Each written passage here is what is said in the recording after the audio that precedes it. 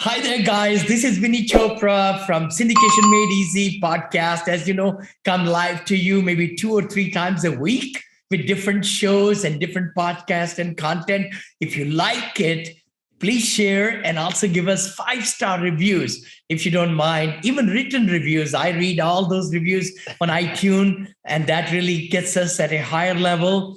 Remember, these all the information that we share is for educational purposes only, and please consult your attorneys and CPA and so forth like that. I'm so pumped to have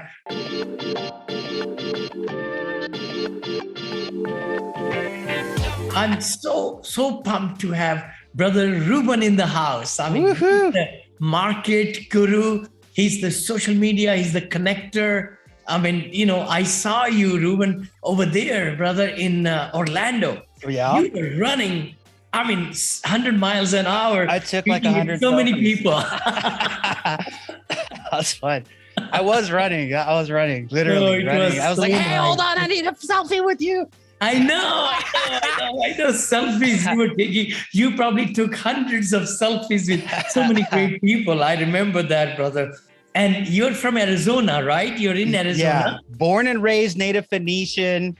Family's from Mexico. I speak Spanish and English. Yes. Oh, wonderful, wonderful. And we're not too far. I'm right here in the Bay Area. That's right. Yeah, San Francisco Bay Area in Danville, Black Hawk. And it's such a pleasure. Let me introduce, actually, today we're going to talk about really lots of great things. And of course, real estate. We're going to talk about attitude. We're going to talk about what really takes, Ruben to really do so well in connecting people and how he's progressing so fast and really learn lots of tricks of the social media tricks, I would like to say. So this is going to be an epic episode. And let me again, you want to take us.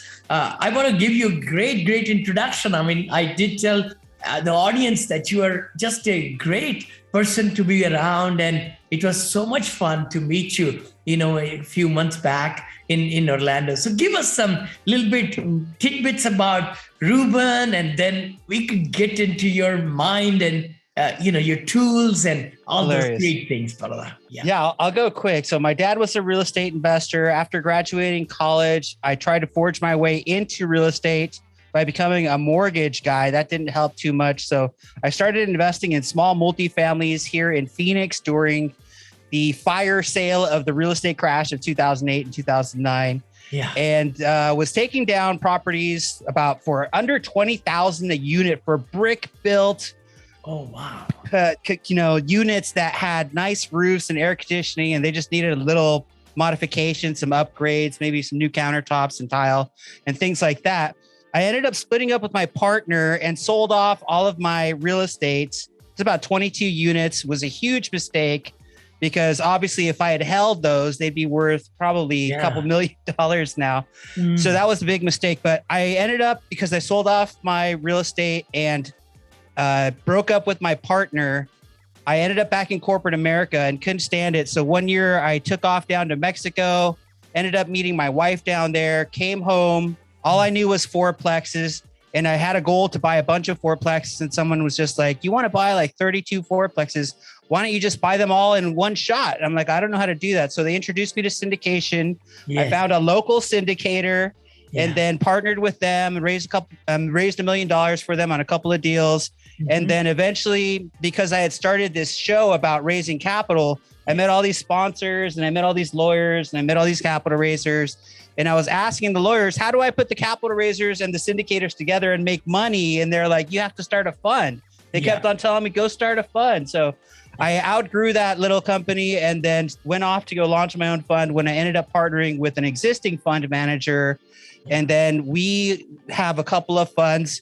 One of the things that we do is we raise capital for other sponsors. And then the other thing that we do is we raise capital for our own development, build to rent subdivisions that we sell as a whole subdivision to institutional buyers. So I got here really quickly. It's kind of a crazy ride. I still don't know what I'm doing. It doesn't seem like, but it's so fun. And I think, one of the reasons that that this industry it brings so much energy from people is because everybody's got an abundance mindset. And when you go hang out at these events like the Jake and Gino's and the Best Ever conferences and a number of other ones, everybody is excited to be there and everybody's sharing all of their information, regardless of if they do business with you. So it's just a really fun industry. It really is. I'm still trying to figure it out. I've been in it 15 years. I'm still learning. I mean, you are never stop learning. And I'm the prime example of it. I'm always reinventing and rethinking and all that stuff, which is excellent, So let me ask you a question. As you started to build your brand, how did you do it? What were some of the things that you said, okay, I'm going to do A, B, C, D? Well, I got really lucky and fell into it by accident. But looking back on it, I did a few things that really helped me stand out. One, I picked a show, and my brand really is the Capital Raiser Show. Nobody really knows what company I work with. I work with Legacy Acquisitions. Way more people have heard of Capital Raiser Show than they've heard of my company. But when I started the show, there was two things that I did that nobody else did. One, I picked a show that nobody else was doing where they could find out about specifically capital raising. Yeah. And then the other thing is the name of the brand and what it does is right in the show. So a lot of people want to do like, oh, let's do a Legacy Acquisitions podcast or some kind of podcast that doesn't tell anybody what they do. Yeah. And then so everybody knows exactly what the Capital Raiser Show is and it's easy to find. And then the other thing that I was really successful, a couple of things. One is I always have really high energy because I drink Rockstar energy drink. And then I do a lot of time reading great books like Napoleon Hill and Magic Key to Riches. And then I got this other great book about apartment syndication. Thank you so much, Ruben. Like The Power of Intention by Wayne Dyer. Yes. And then the other thing that I did was I feel like I helped create the multifamily podcast industry at some level because I started doing videos and they had like animated graphics at the beginning. And now everybody's got videos and everybody's got animations in the front. So, it's like I set the standard and raised the bar and now people are like out doing it. And now I have to catch up to them. So those are some of the main things. So the brand, do people know what you do right from the name of the brand and or as your tagline, right when they go to your website? It's a huge thing. Are you sub-niching down into something that nobody else is doing? Like if you have a multifamily show, is it built for physicians or, something that's unique to a specific audience? That's really key. And then is your marketing better than everybody else's? Those are some big keys. Not to mention the passion. You just have fun and love what you do and hang out with people. The process, the ride, the highs we get, right? That's so true. But what you just covered was so good. People have all these shows and all that, but the name of the show should depict what you're trying to do. The avatars who are going to listen to it, watch it, look at it, color, all that, that's going to like Capital Raiser Show or like mine, Apartment Syndication Made Easy. Boom. That's the name of my show, Apartment Syndication Made Easy. I just wanted to make it. My book also title is the same, which Great is, brand. How it is. But okay, let me ask again, what channels are you really finding now the people are coming from? Is it from Facebook, LinkedIn, YouTube, Instagram, Twitter, TikTok, and all these? Okay, so I think most people that would ask that question are looking for a response about limited partners. Where are you finding limited partners? And unfortunately, my brand is not designed for limited partners. It's designed for capital raisers. And the capital raisers come from all over. They come from my podcast. I'm getting ready to write my first book so I can be at the same level as Mr. Chopra. So hopefully I'll end up writing that with Richard C. Wilson, who's the member of the Family Office Club, or I should say the owner. But the other thing, let's see, I think I lost my train of thought. if we're talking about branding, what was it we were talking about? I totally lost my. Oh yeah, no. Like which channels are you? Okay, getting? yes. Yeah. All right. So, what I didn't realize when I started this show, because I was just there to learn capital raising. I also had heard pick an avatar before you start your show. I never did that. Yes. I recommend doing that now. If I could go back in place, I probably would have picked the exact same thing. But I at the time, I didn't realize that one day I would have access to all these capital raisers. So I get a lot of co-GPs. I get people that want to become part owners of our funds. Yeah. And I got people that want to expose themselves to capital raisers. I got all these brands. They're just like, oh, I got something for capital raisers. A couple of them come to mind are like these capital raiser gurus or capital raiser syndication softwares. They all want access to capital raisers. Yeah. And I have access to a ton of capital raisers. So my focus now is to write a book that I can talk about capital raising so I can attract even more capital raisers. I love it. So they come in from all over. It's from social media. It's from the podcast. It's hopefully going to be from the book. It's going to be from all these connections and all these groups and all these other people that are looking to get into capital raising. And in some cases, they don't have partners. So somebody like Vinney, Chopra, or myself would be probably ideal people for you to talk to as you're deciding who to work with, depending on who your audience, what audience you're trying to serve.